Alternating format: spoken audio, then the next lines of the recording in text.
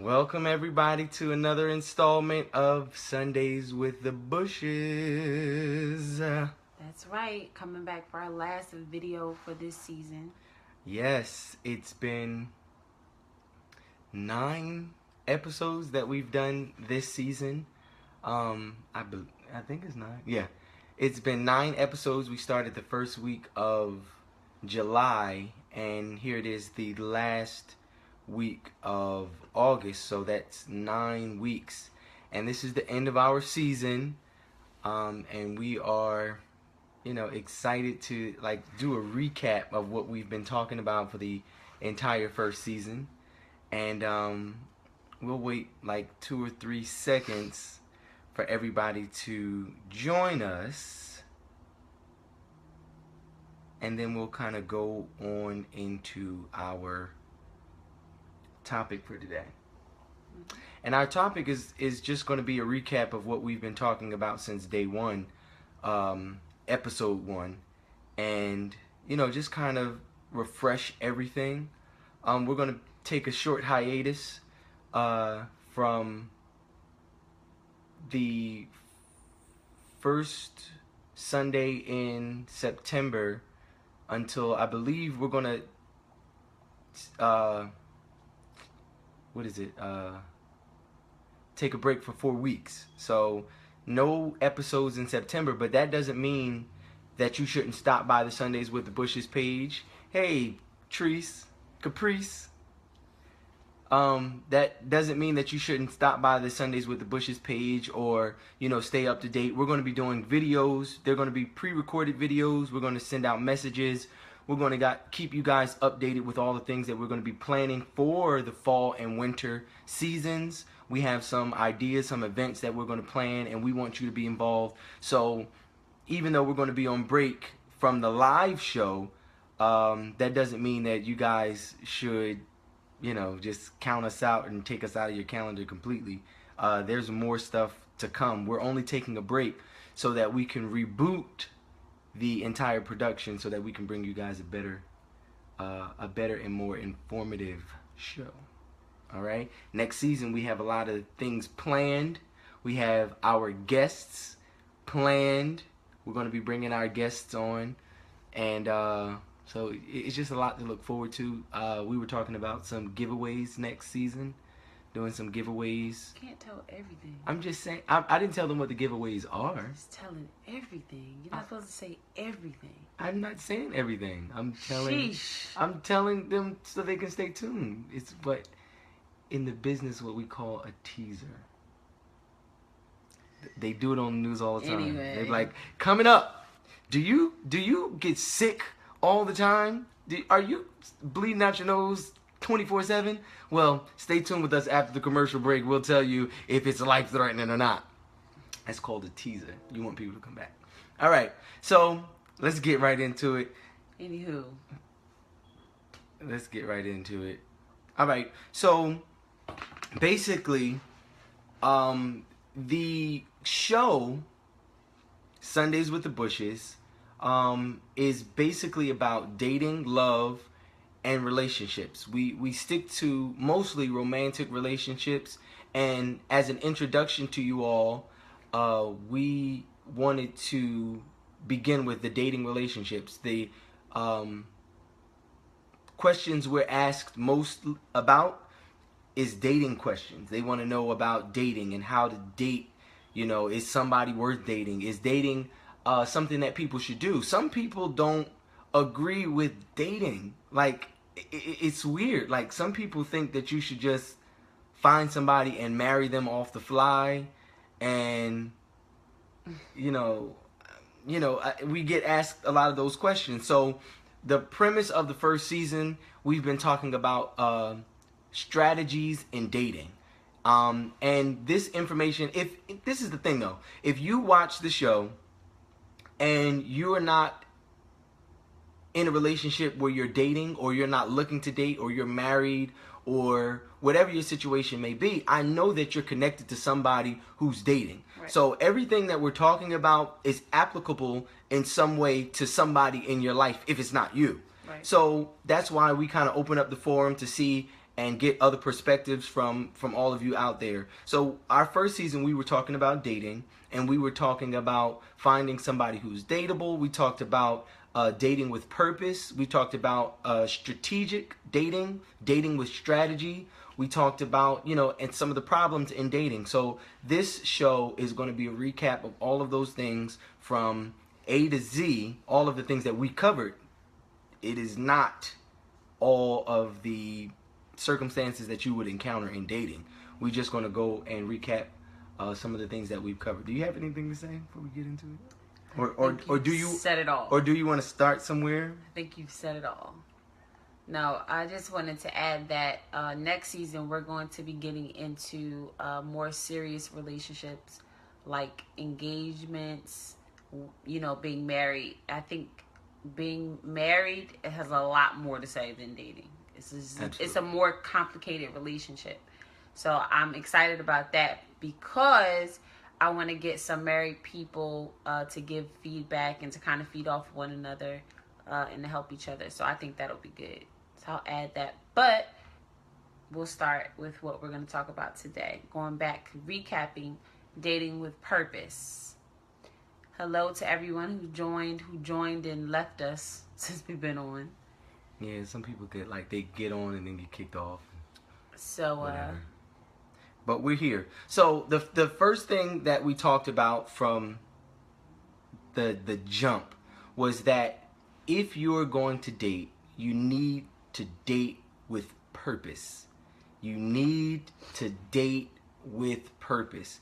Because if you are not dating with purpose, if you are dating haphazardly, you're going to find yourself in a vicious cycle of meeting somebody, falling head over heels with them, only for it not to work out, and you find yourself in a state of depression or a state of discouragement, and you're just like, I can never find somebody, this, that, and the third. You find yourself hurt, and you look back on your relationship, and you're like, I've wasted time again, So, not to say that if you date with purpose, you're going to find somebody immediately that you're going to get into that next level relationship with.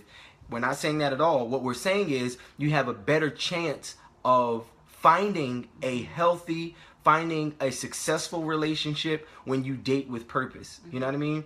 We are so inundated and indoctrinated with preparation for everything else in life but relationships. We're never properly prepared for relationships.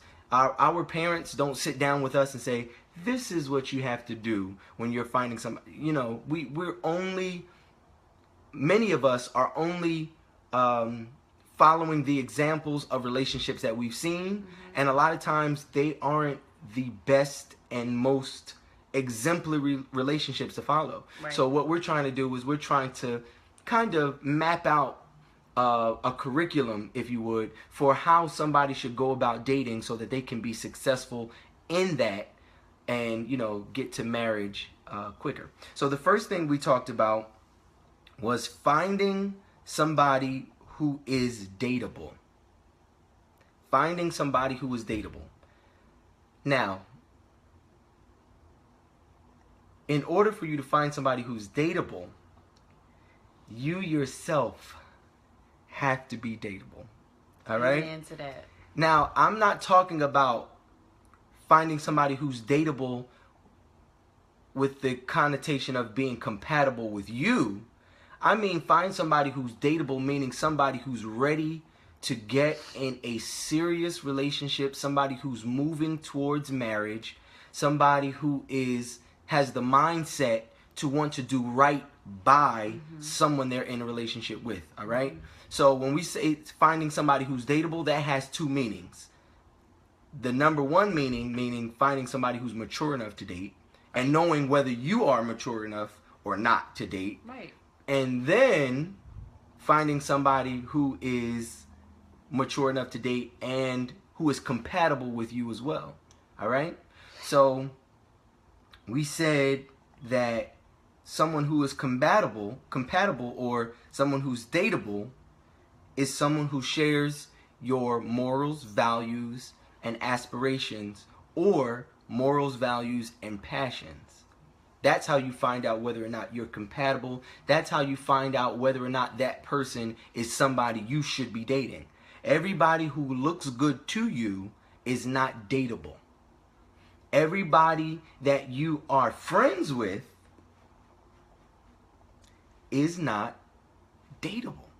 You shouldn't, just because you can laugh and talk with somebody does not mean that they Absolutely. I agree with that, because I think a lot of people get caught up in like, oh, we had such a great time together. Oh, he was funny. She's good. She was funny. We laughed. That does not mean that there's any kind of chemistry between you and that person. Absolutely not. And matter of fact, a little while ago, I was watching a movie, and the guy said to one of his friends, that's a girl, they were out eating, and she talked about him having commitment issues, and she said to him, you know, why you don't want to get into a relationship? Why you always just date all these girls? And he said, you know why? Because he said, it's not because I have a problem with commitment. I just don't want to commit to them. So, you know, just because you go out with somebody and they seem nice and they seem like you had a great time does not mean like, oh yeah, that he might be the one. It might just been a great time. And two, you meet people and you become friends. You don't have to date them. Everybody is not, you have to know, you know, and this kind of gets into, you know, defining your relationship, but you have to know who that person is in your life. And don't mix up just because we're compatible as friends that we're going to be compatible as husband and wife, or, you know, girlfriend and boyfriend. That does not always translate. Mm-hmm. All right. I do believe that there needs to be a level of friendship in the person that you're dating and the person that you're marrying. But I said you got to be friends first. You got to be friends first.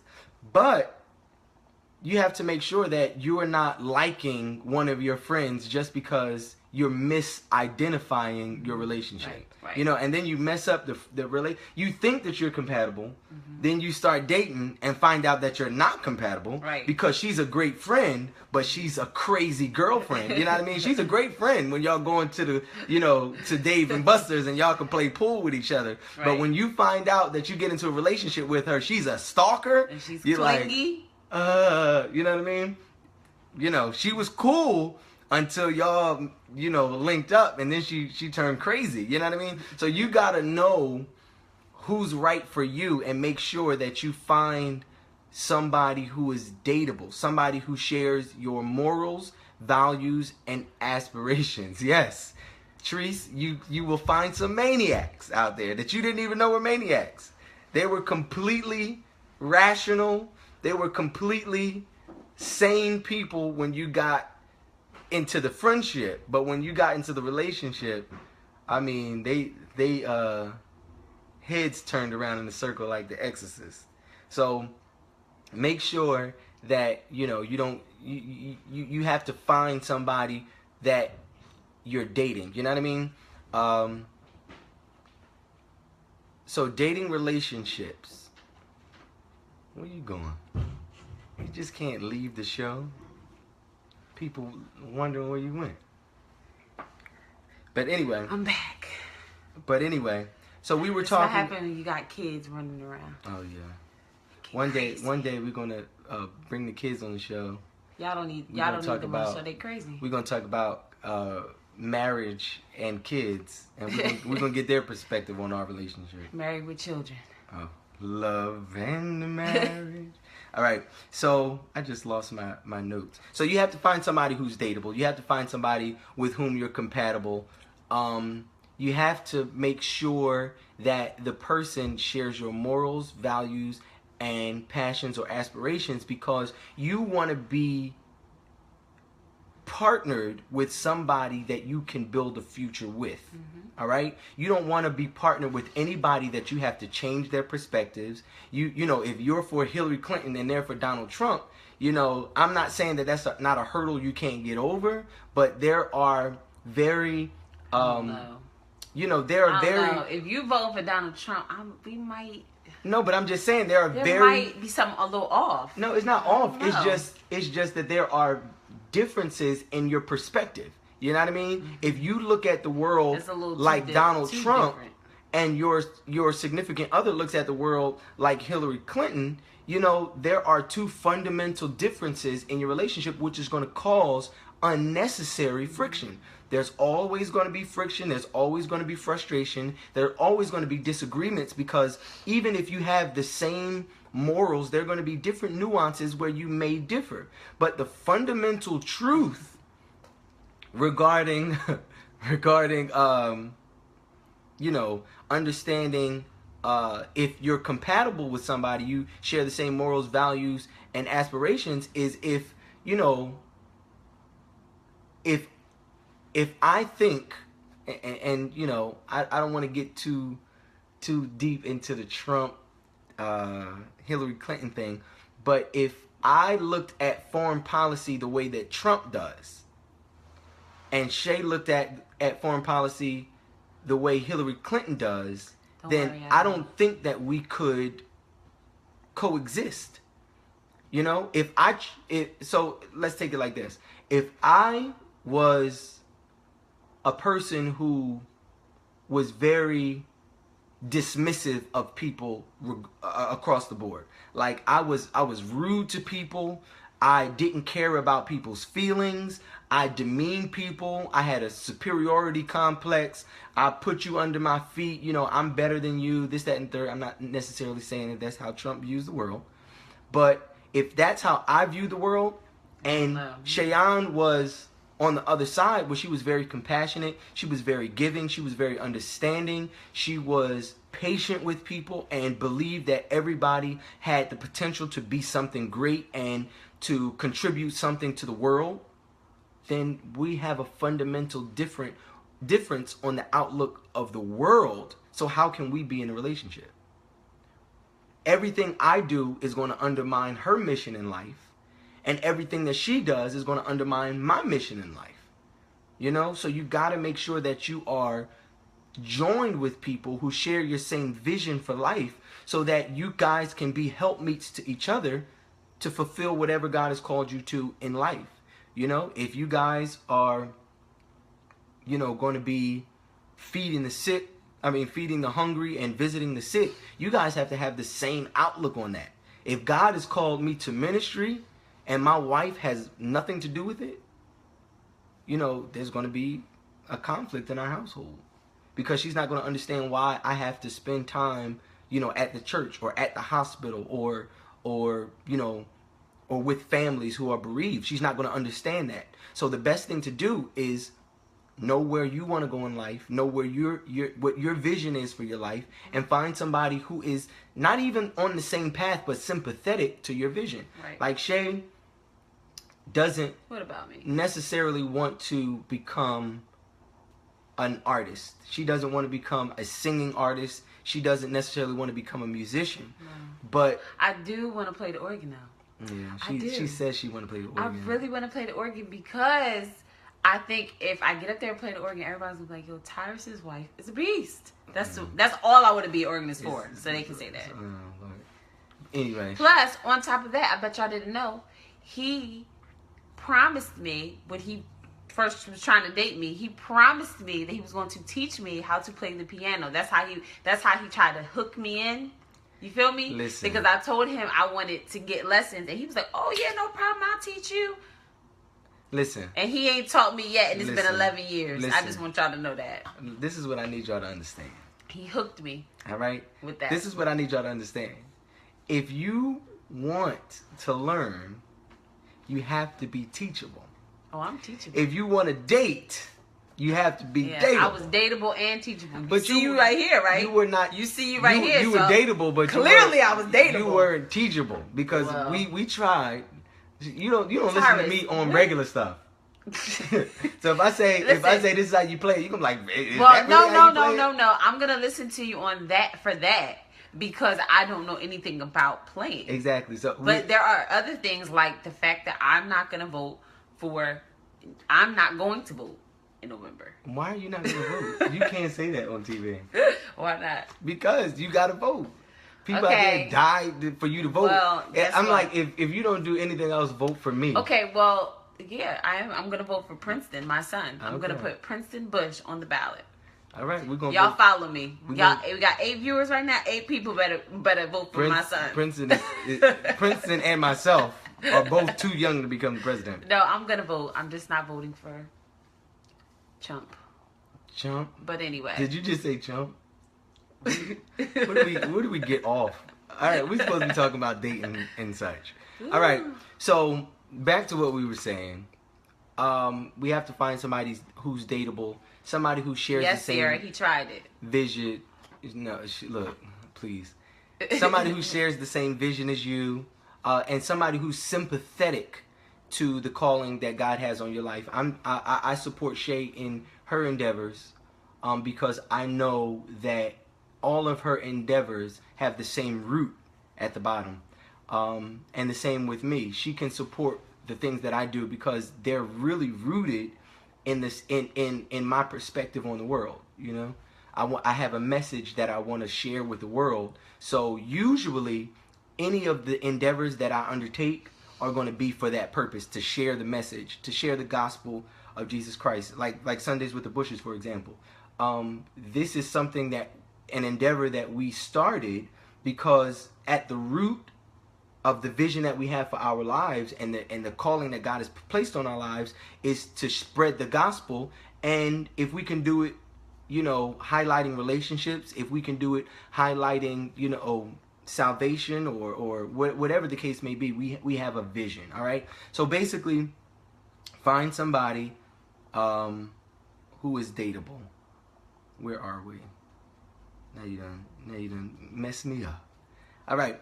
What you have to do is you have to understand that dating is only a vehicle to get you to marriage. Dating is not something or a state of being that you should find yourself in permanently. Dating is only a vehicle to get you from point A to point B. Just like when you get in your car to go to work in the morning, you already know before you get in the car where your destination is. Before you start dating somebody, you need to know that my intention is to get married. My intention is to find somebody that I'm going to spend the rest of my life with.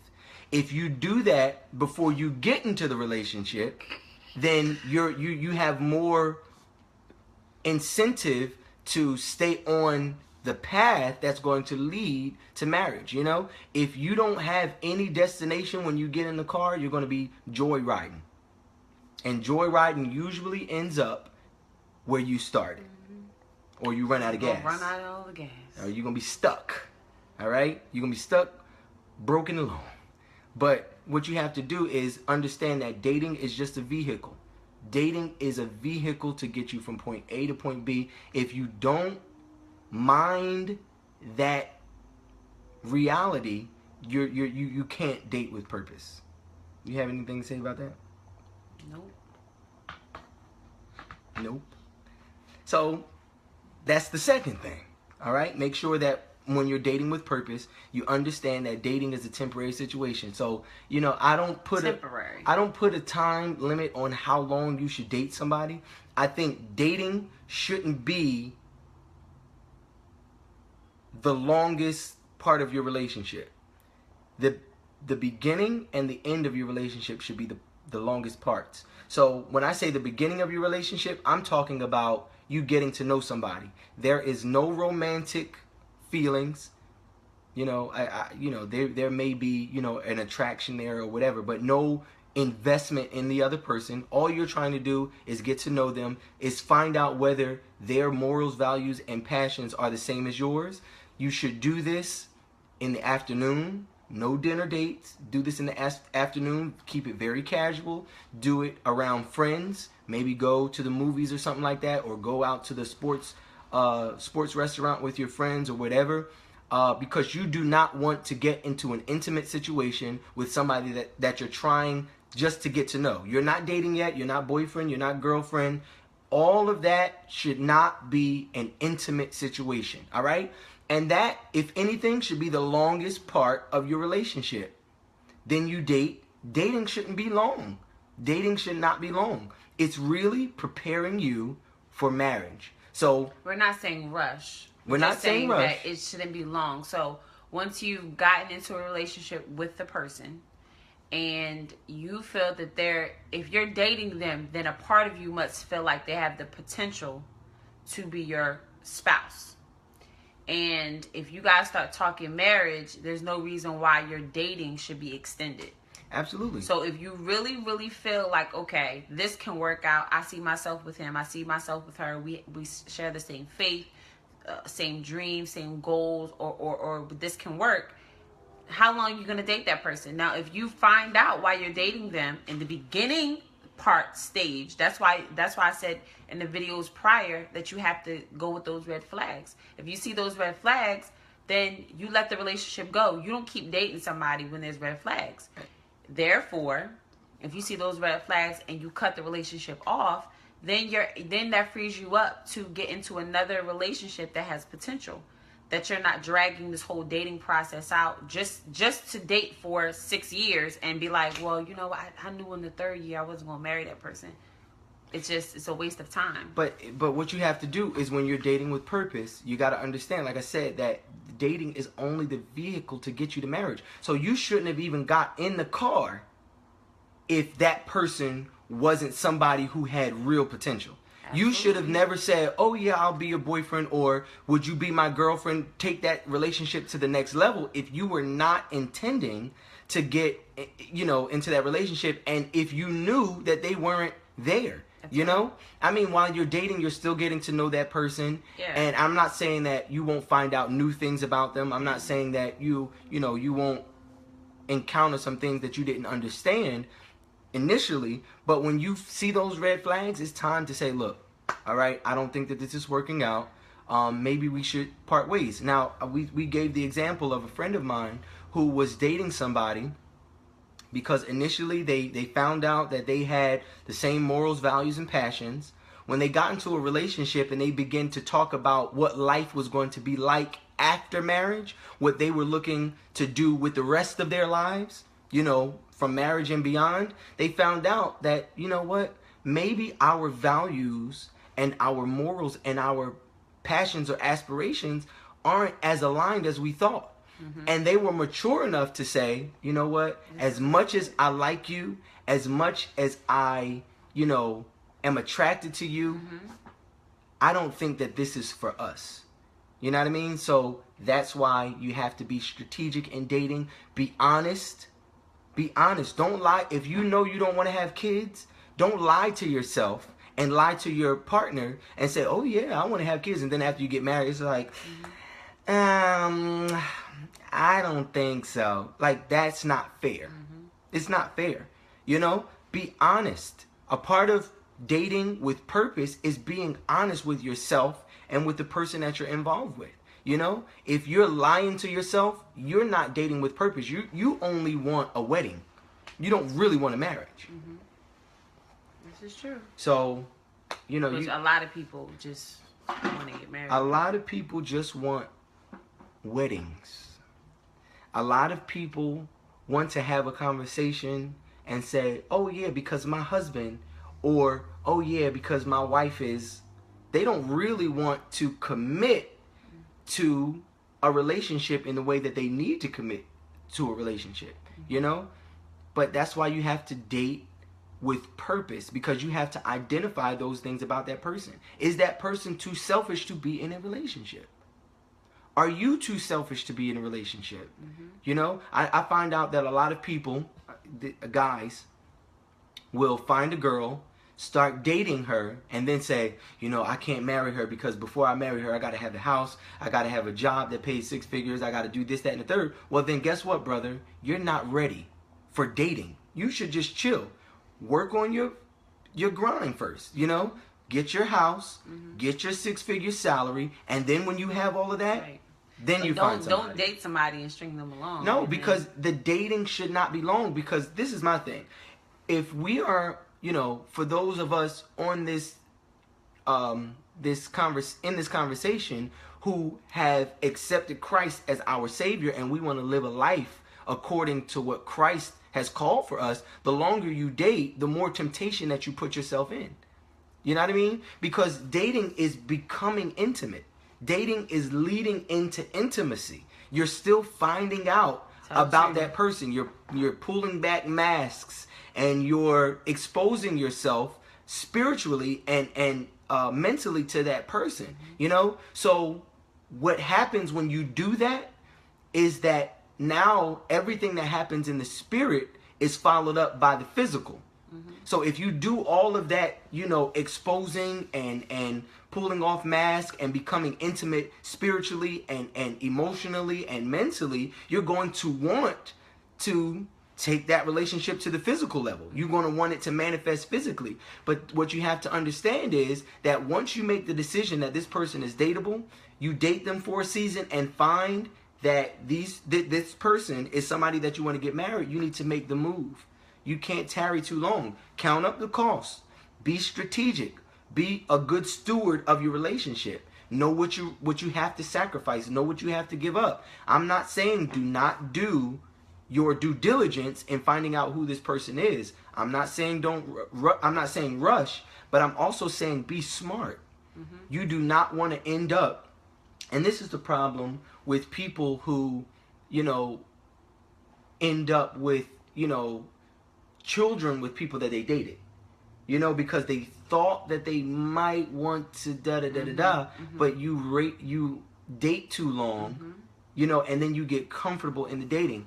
Right. Another reason that happens is because people don't identify the relationship.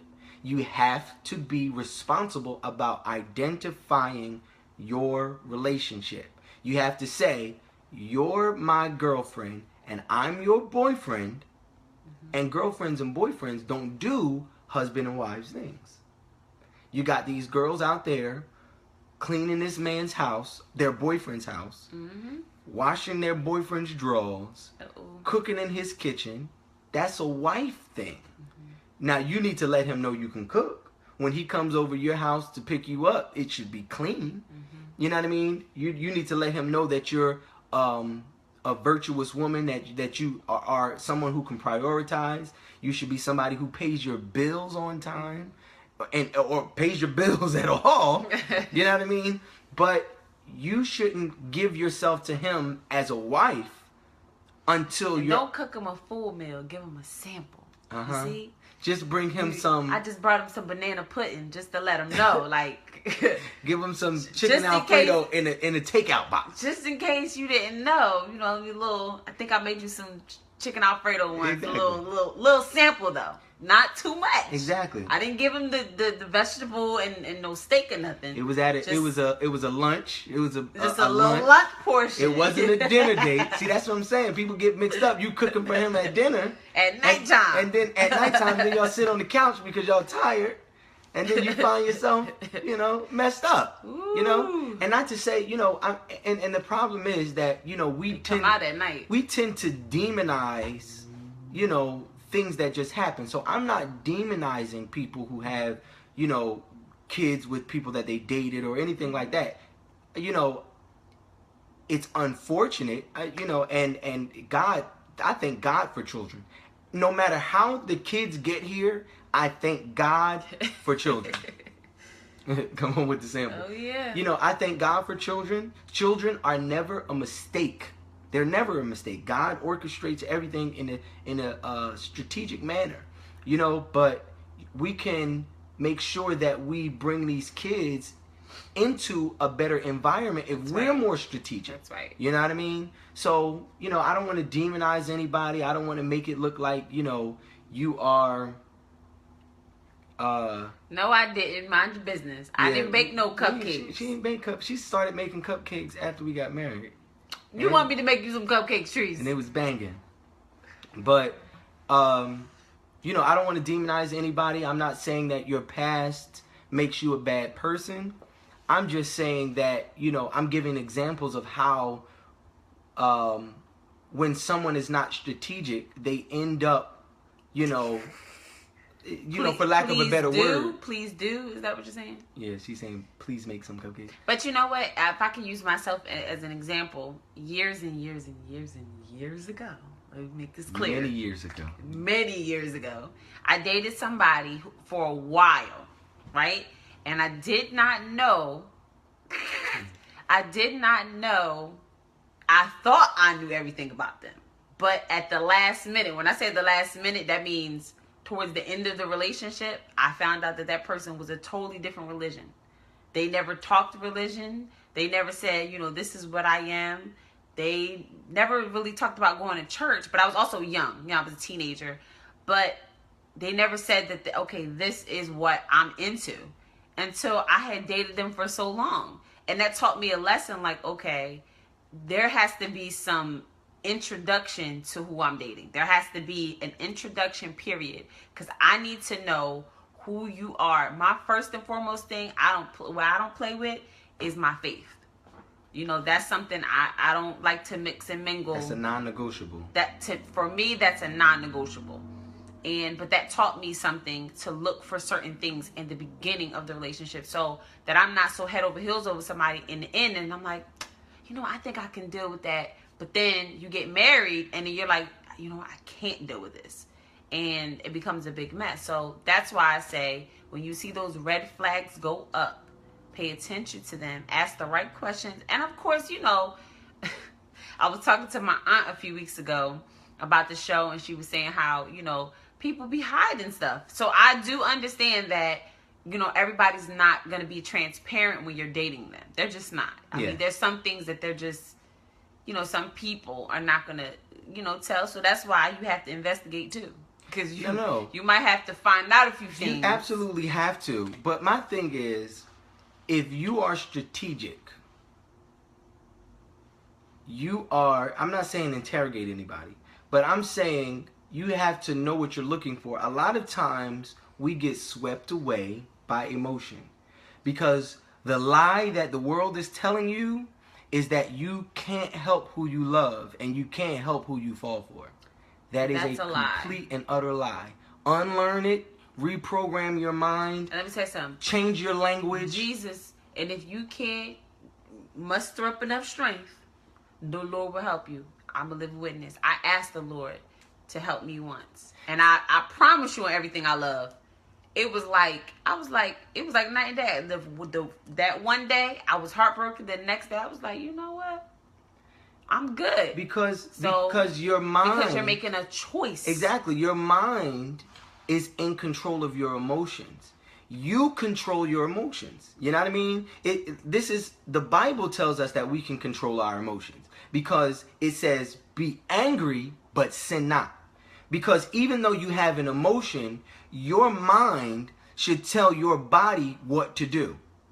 You understand what I'm saying? You don't fall in love. You make a choice to love somebody. You know what I mean? And what they constitute as love is really not love. It's a selfish attraction. It's really a lust. You fall in lust because you can't help what you like. If I go to the store and I see a painting on the wall and I'm like, yo, I really like that, Shay can look at it and be like, that is the ugliest thing I've ever seen.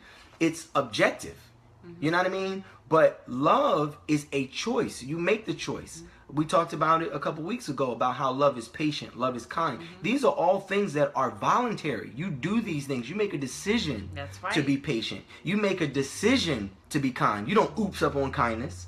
You know what I mean? You say, oh, I wasn't even trying to be kind, and it just came out. Right. No, you have to make a decision, because we are hardwired to be selfish. You know what I mean? That's right. We're hardwired for self-preservation. So if there's, one piece of bread left, and there are 8 people, in my mind, I'm like, yo, I need this bread, son. Like, I can care less about y'all. I need this bread for myself. We're hardwired to be selfish. So kindness is a choice. I said this on Valentine's Day a few years ago, and I wrote it. And I'm writing a book over years. Like, the book is going to come out. But I said, love is the condition of one's heart to forego the sanity of selfishness and accept the insanity of selflessness. That's what love really is. Is to put somebody else's feelings before yours. And that is a choice. So my thing is, when you are really being strategic about the person you're becoming involved with, you have to know, yes, you may be attracted to them, I do believe that when you find somebody that you're going to be in a relationship with, you need to be attracted to them. Find somebody that is attractive to you. It is what it is. Yeah, I gotta write the book, Aaron. But find somebody who's attractive to you, but also do think with your head. And it's not your heart, but don't let your emotions catch you up. I'm telling you, it's people who got caught up in the heat of passion and went to the doctor's office the next day and got some terrible news because they didn't do their investigation. They didn't do their due diligence. You have to be smart about these things. It's like when you go to school, and this I'm not preaching this. I'm using this as an example. But they're like, always use protection. Always use protection. Always use protection. And then people like dummies said, "Oh, we didn't have time. It just happened all so fast." No, come on. I don't care how drunk you were. I don't care. Get your mind right. That's all I'm saying. Let's move on, because I'm about to preach. I'm about to preach up in here. Because I get people lie to themselves. Like, I need you to be honest with yourself and about the decisions that you made. A lot of us are in the situations that we're in because we created it. There's a lot of churchgoers that are single but are not practicing holiness. They're ambitious, good careers, but they're not really saved. Absolutely. But let me tell you something. If you are saved, sanctified, and filled with the Holy Ghost, one of the gifts of the Spirit is discernment. That's it. You should be able to discern whether or not somebody is real or fake. That's my thing. So, I'm not talking about, living on a straight and narrow. If your faith is the number one thing, and you're saved, you're born again, you know what Christianity looks like, then the person that you're dating can't hide it from you. Because y'all trying to get me to preach. He put them piano keys up there. Now I feel like preaching. But anyway, no, I'm just saying, a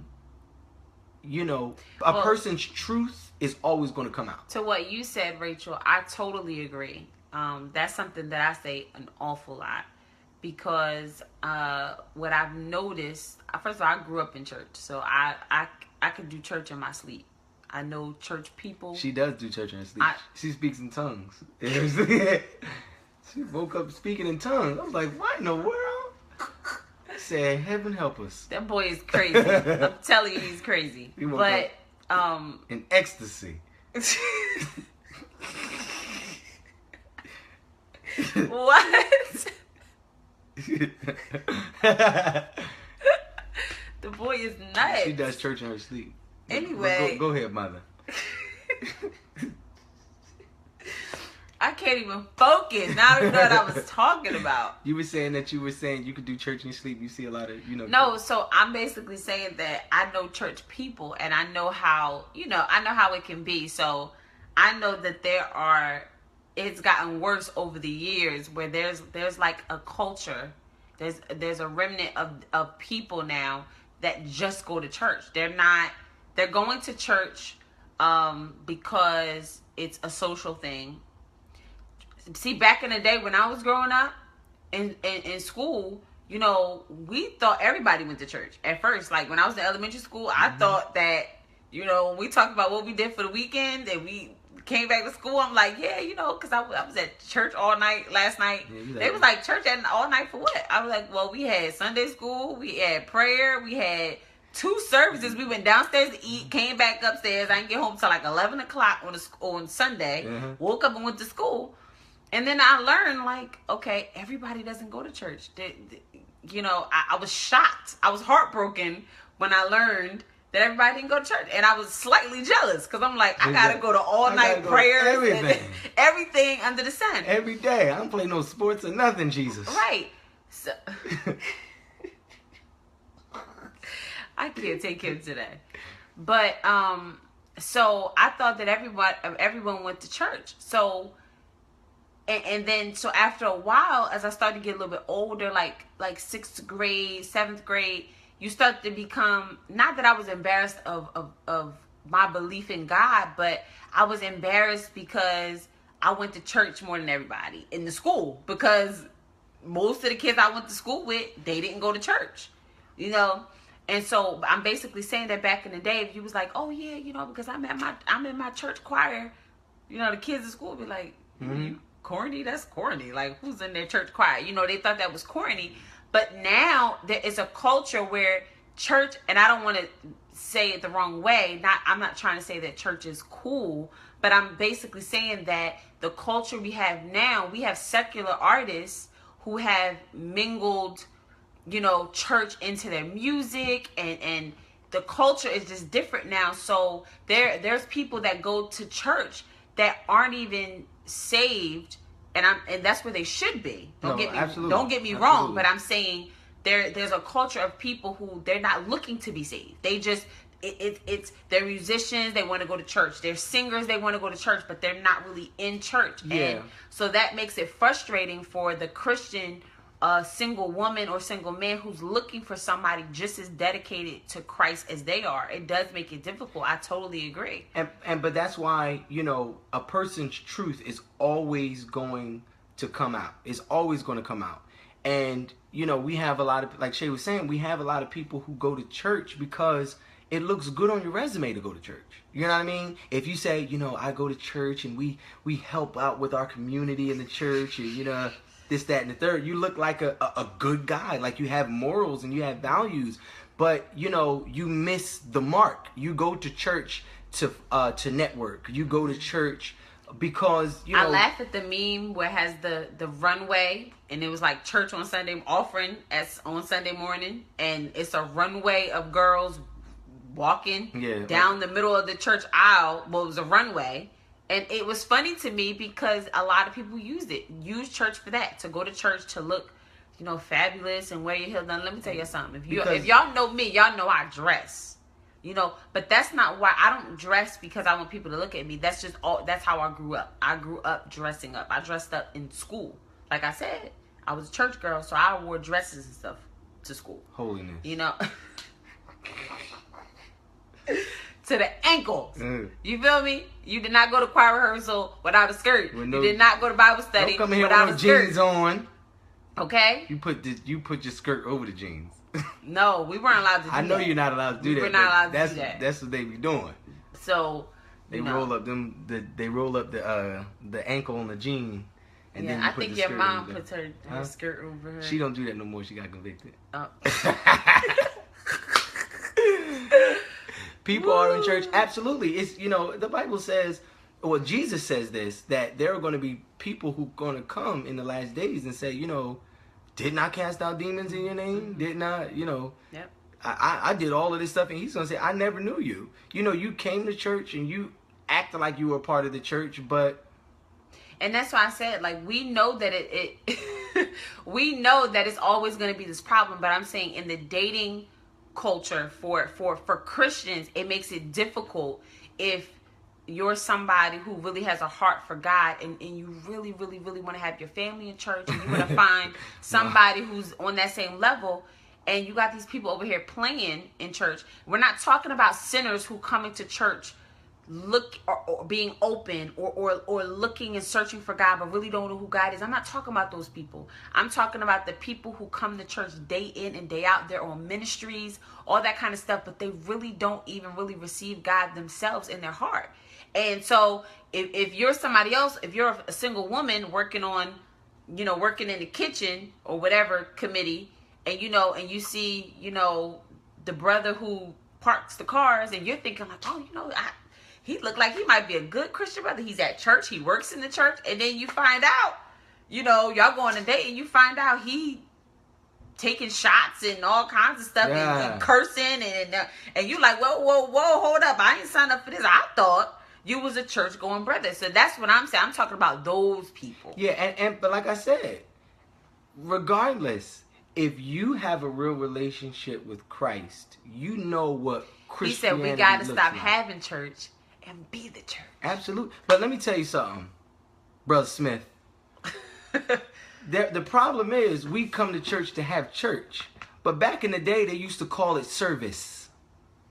And that's what we need to get back to. We need to get, when you come to service, then you are being the church. Because you're allowing the Lord to use you in a way that can minister to the people who are in the church and in the community. And if that's not your understanding of church, then you probably aren't equally yoked with that person, you know? So, like I said, I mean, if I got real spooky, you know, when Jesus spoke to the demon, and he asked the man what was his name, and the demon spoke up. He said, "We are legion." He said, "Who?" He said, "What's your name?" He said, "We are legion." He said, Jesus is like, "I wasn't talking to you. I wasn't talking to the demons. I was talking to the man." You know, a person's the mindset that the person that runs the person is going to be that which speaks up. You know, they can't hide it forever.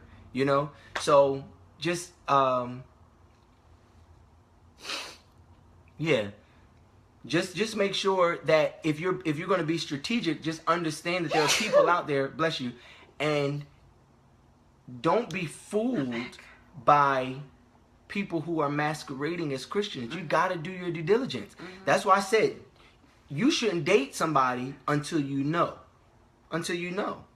You know, and I'm not talking about somebody who is on milk. You know, if you date somebody, if you find somebody that you want to date and they go to another church, talk to their pastor. Be like, "Yeah, you know, brother so and so.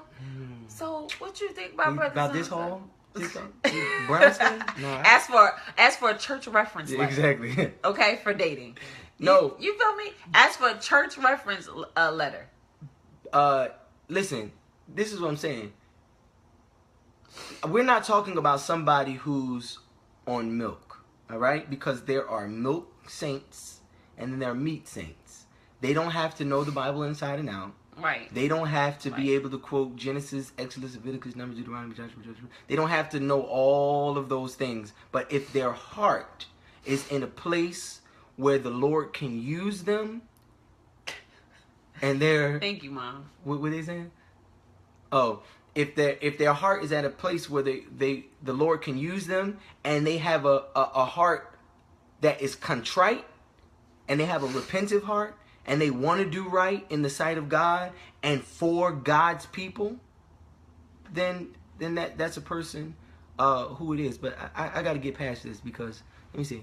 There's a lack of accountability in the church. Leadership nowadays are more concerned with the amount of numbers of people than the souls. Leadership are allowing anything to go on in church. So it's difficult to decipher a sheep from a goat if they don't have the spirit of discernment. Absolutely. But that's why we got to seek the spirit of discernment. We have to seek that, you know, because the word tells us to know a tree by the fruit that it bears. It's always going to be manifested what kind of tree they are by the fruit of their lips, what they say, by the fruit of their hands, what they do, by the fruit of their feet, where they go, you know? So make sure that when you are finding somebody who is dateable, you look at the fruit, their fruit. It's not always about what a person says, and Shay knows this. You know, I am a wordsmith. I'm a writer. You know, I can make something bad sound very, very good. And a lot of people out there are way better than I am at it.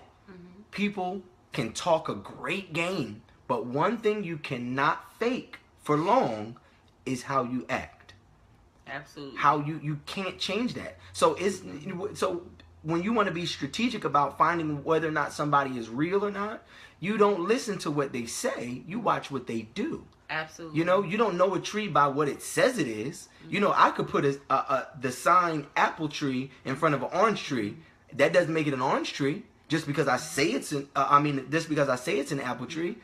When the oranges start growing on there, then you'll know. Somebody lied. This ain't no apple. This ain't no apple tree.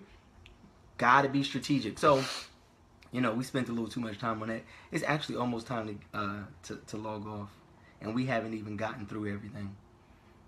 But real quick, we're going to run through. So we talked about identifying your relationship, letting the person know, and having a mutual understanding of where you are in a relationship, knowing whether or not you are boyfriend, girlfriend, whether you're just getting to know each other, just friends, whether, you know, I would hope that you know whether or not you're engaged. And, you know, when it's time to be married, you know, your husband and your wife, and re-identifying your relationship, re-identifying the status of your relationship so that you know how you should act. You know, there are requirements and standards out there for every person in every state of your relationships. There are things boyfriends should be doing, and there are things that husbands should be doing, you know? And almost a husband should be doing the work of a husband, a fiance, and a boyfriend. That almost knocked you out of your seats right there. So you never, right out your socks. You never lose your previous identity. So when you were a boyfriend, when you get married, you still got to be a boyfriend. When you get married, you still got to be a fiance. You got to love her and give her that same attention and do that same identifying your relationship in your marriage. Have that same type of communication. Find out who she is. Like we talked about getting to know somebody. Find out whether they're dateable, this, that, and the third. You still need to do that in your marriage because we're always changing. We're always growing. We're always, life experiences are, you know, constantly molding us into who we are becoming. So, you know, you never lose your previous thing. I told you I'm writing a book and I really got to get this thing done. So we talked about knowing whether or not you're ready to be in a relationship, whether you got your stuff together to get into a relationship. Your stuff first, you know? We talk, and this is the thing. We talked a lot about people who fake in the funk in church. A lot of us are lying to ourselves about where we are spiritually. And there's always room to grow. The scripture is not for everybody else. It's for us. You know? The word came for the Jew first. Because it came from the Jews. It came from the Jews to the Jews. And then to the Gentile. You know what I mean? So we have to assess ourselves. And we have to be honest with ourselves. That boy is smart. About idiosyncrasies and all of this other stuff that we have. You have to be able to agree to disagree. You're not going to agree on everything. And you have to understand that that she won't always see it your way. Even though you're right. Mm-hmm. And right, Aaron Neville cannot sing. Aaron Neville is we keep going a over monster. That. We disagree. But you have to be able to agree to disagree. You have to be able to communicate. You have to be able to accurately and honestly assess your feelings and then express them to your partner. Do not express anything to your partner that you have not already reasoned within yourself. If you have not sat down and had a conversation with yourself, do not bring it up to your partner. Don't. Yeah, because you know how us women are. You know, because I be thinking sometimes, I'll be like, you know what? I ain't going to say nothing. Let me think about it for a minute. Let me go through my facts and make sure I come correct, right? And in the same breath, I'll be like, you know what? Let me just get this off my chest. She just be real huffy, like... I go there and get a glass of water. Since you in the drinking mood, listen... What? Like what? No, but think about it first. But guys do that as well. You know, we get over emotional and we want to we need to talk about this now because in my house, you know, we make sure that you know you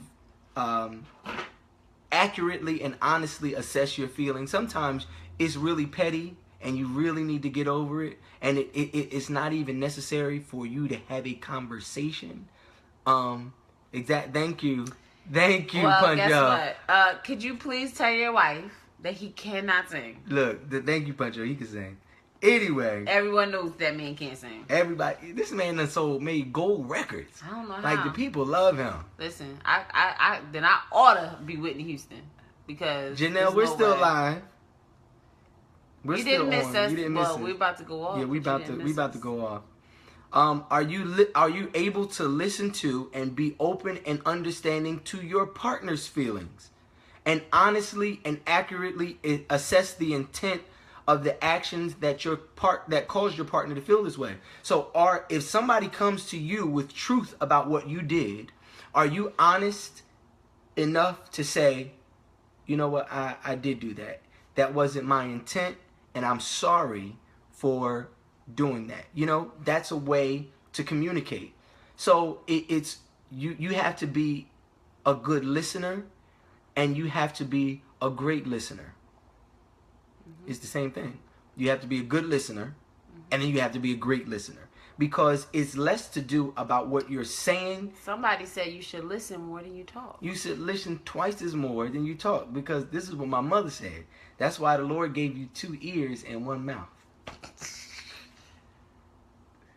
That's what it is.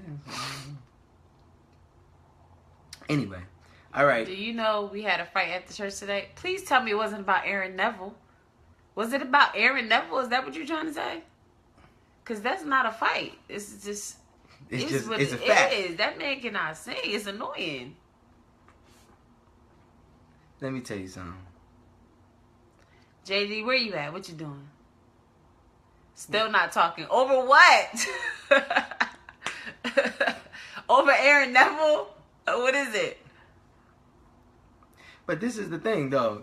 You got to be able to agree to disagree. Please tell me what y'all are fighting over. No, it's not Aaron Neville. It can't be Aaron Neville. Well, he wants me to know they was fighting, so evidently it must be about Aaron Neville. Please don't let it be about Aaron Neville. If it's about Aaron Neville, I'm going to be tickled. Oh, something okay. I thought you were saying y'all were arguing over Aaron Neville, because we do it all the time, because he tries to play it to annoy me. I sing it too. I sing it. I sing like Aaron Neville, like you wouldn't believe. Please don't get him started. Anything. Don't do it. But yeah, it's difficult, because that's how relationships are. We make mountains out of molehills. We become so protective over our perspective and point of view that we're almost willing to shut somebody else out because they don't see it like we see it. We really need to get to, and we do it all the time. Like, we're famous for bickering back and forth, and going counterpoint, and it does get a little emotional, but even after that, you got to be able to come back and say, it doesn't even matter, because at the end of the day, and then you want to be careful. I mean, this is something I learned over the years. My least favorite bickering would be right after church or service or something like that, because the enemy, he wants to steal what you got out of church as soon as you get it. That's his plan. His plan is to snatch what you learn, what you can apply for the week, or your deliverance, or your breakthrough, or whatever you got in that service positive, he wants to snatch from you. So therefore, I always hate chaos right after church, because then that means, the enemy is trying to steal your joy before you even recognize you got the joy. He trying to snatch it up. So you have to be careful about that. In Matthew, in the 13th chapter, Jesus talks about the parable of the sower. And when the sower sows seeds, some fall on stony ground, some go into the thorns and get chokes. The fowls of the air come and eat some of them up. The enemy seeks to steal joy, and it's so funny, because a lot of times our worst fights happen around big events, so we'll, like go on vacation or something, and we'll have a fight on vacation, and we almost don't talk to each other for like a whole day, and we just missed the whole day. I done paid for hotel and a bunch of stuff. Well, we don't do that anymore. No. In the beginning. No, but I'm just saying, just clarify. They fight, we fight and all of this type stuff, and it happens around like events, because the enemy just wants to come in and divide, So, but we have to be strategic even in that, to let them know, like, it ain't gonna work, So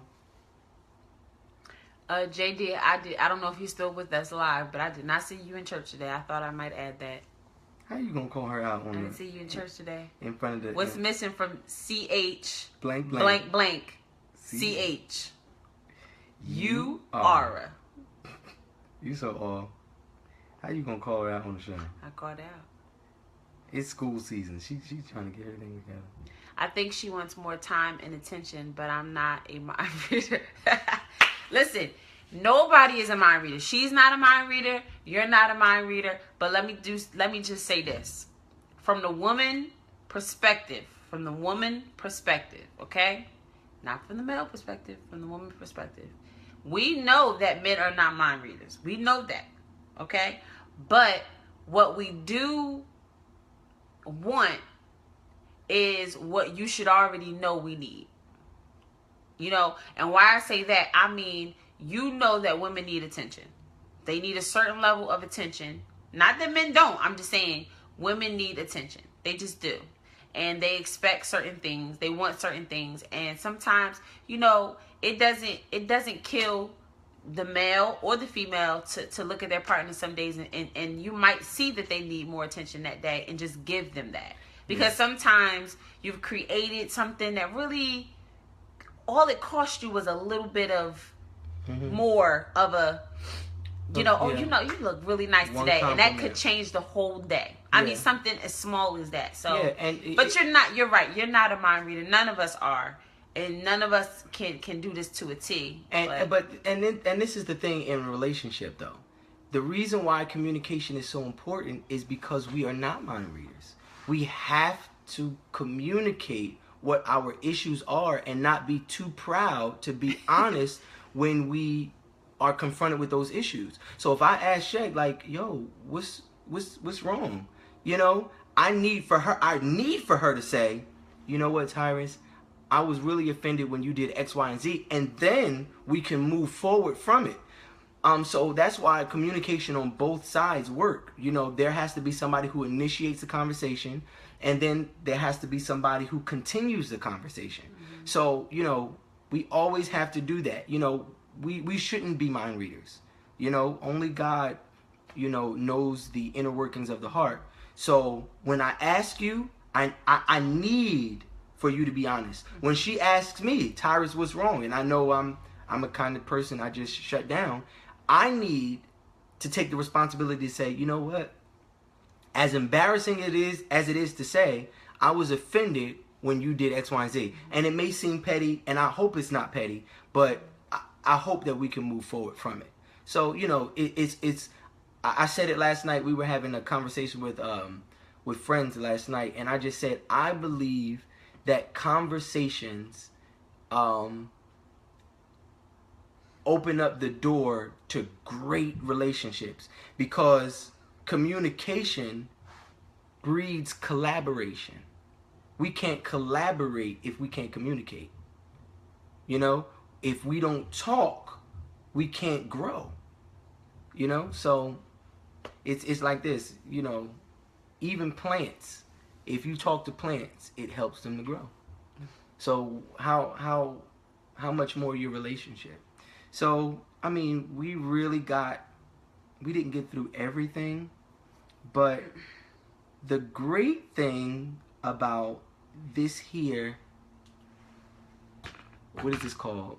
Platform of Facebook Live, is that you can go back and watch all of season 1. There are 9 episodes in all. We're going to put them on iTunes so y'all can buy them. No, we're not going to do that. First of all, it's too much money to do. Anyway, but no, you can go back and watch them on our Sundays with the Bushes page, and it's all about dating. There's some sprinklings of marriage, and some generic relationships. We talk about friendships. We talk about familial relationships. We just want to make sure that you have all of this information available to you, and you can also read the comments as well to kind of see what the viewers have to say in response to what we are saying, because it's not just about us having all the answers. We do not have all the answers. No, we do not. There are answers right here on the comments section, and there are people who are just as wise, just as experienced, and even more experienced than we who are on this timeline. So take an opportunity just to go back over the comments while you watch the videos, and any information that you missed in this one, just go back. Like I said at the beginning of the video, if you're not dating, if you are not looking for somebody who's dateable or anything like that, this information is good for somebody in your life. And I would hope that you could share these videos with a young person that you know, somebody who's, 17, 18, 19, 20, just so that they can have a head start on this whole dating world, because it is really, really difficult to date in this climate. You do have to do more of that. You know what I'm saying? Because, like I said, women, they look for almost the same thing they look for in the beginning of a dating relationship. They look for that forever. I just said you got to still be a boyfriend. How you are, when you first met her and you was taking her and sweeping her off her feet and all that, I don't know what is going on behind me, but he was dancing like this. No, we was not. I don't know what. First of all, we was in church all the time. What are you talking about? Oh, I felt like we were dating in the 80s, and I was doing a while. I was like, it's close to midnight. Can you please stop doing that? You see how annoying he can be sometimes. But yeah, so you got to do the same thing. The same thing. He used to sing in my ear and all that. He needs to still do that. Like Aaron Neville. But I do that and she don't like it. Oh my God, I don't like that. What did you say? Come on here, forget. Iyanla, fix my life, Lord Jesus. You know what? No comment. Don't. All right, get him started. I'll be all right. I'll be all right. Get him started. So anyway, this is the last episode of this season, and we are excited that we reached this milestone with you all, and we thank you all so much for joining us. We love all of y'all. We thank God that you guys come out every Sunday morning, or Sunday mornings, Sunday evening. I'm at church right now. Every Sunday evening at 7 o'clock to be with us. We appreciate you so much for all of your support, all of the likes, all of the shares. If you haven't liked or shared, please do it as soon as you log off, because it's viewable to everybody. Yes. But we just want you to get ready for season 2. That's right, Aaron. Season 2. We're coming back. We're coming back. Better production. I'm going to be announcing an event.